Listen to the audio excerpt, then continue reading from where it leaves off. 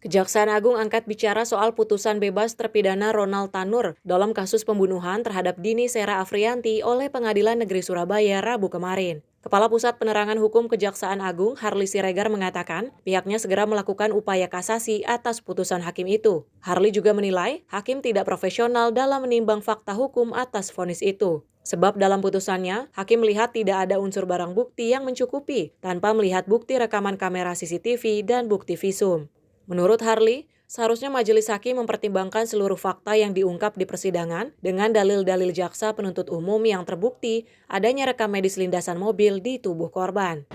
Nah, kalau kita melihat fakta-fakta persidangan ya atau fakta-fakta yang terungkap dalam persidangan, pertimbangan hakim membebaskan terdakwa karena tidak ada saksi yang melihat langsung peristiwa itu. Satu, yang kedua, bahwa matinya atau meninggalnya korban itu lebih didasarkan pada pengaruh alkohol. Nah, kami melihat bahwa hakim tidak melihat ini secara holistik peristiwa ini, ya, tetapi hakim justru melihat sepotong-sepotong. Seharusnya hakim harus mempertimbangkan misalnya fakta yang menyatakan ada korban meninggal. Ada hubungan antara korban dengan pelaku.